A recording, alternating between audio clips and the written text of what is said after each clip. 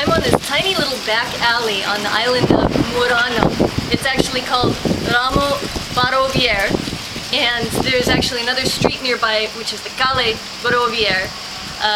But I picked this one because there was no one around and I didn't feel quite as embarrassed to be talking to a camera. But let me tell you the story of why I'm here. So the Barovier family have been glassmakers here on Murano for over 500 years.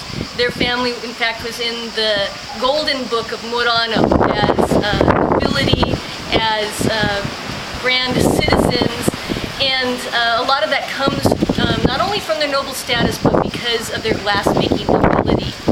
In fact, they still run in partnership a glassmaking company here. I'm interested in this family because in the 1500s, one of the daughters, Marietta Barovier, invented a new kind of bead. Now her father, Angelo, is a super important glassmaker. He's basically the guy who invented crystal glass here in Murano. And he sort of started a dynasty for hundreds of years of mostly his sons. Well, when he was ready to give up the business and retire and passed away, he gave the business to his son Giovanni and his daughter Marietta.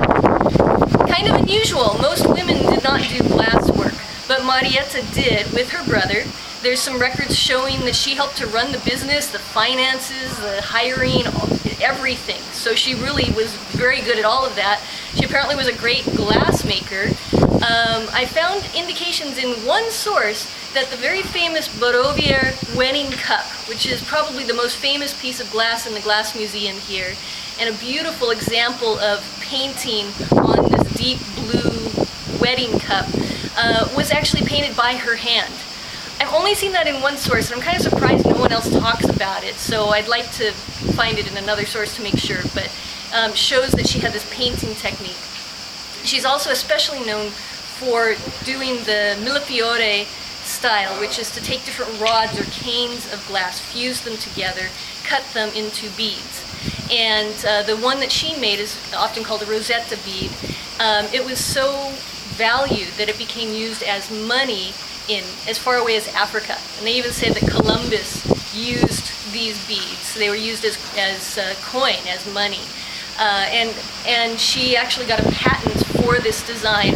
Of course, many people copied it. You might even have some of these glass beads yourself. It's often now called murine or millefiore, 1,000 flowers, and it's a very famous technique.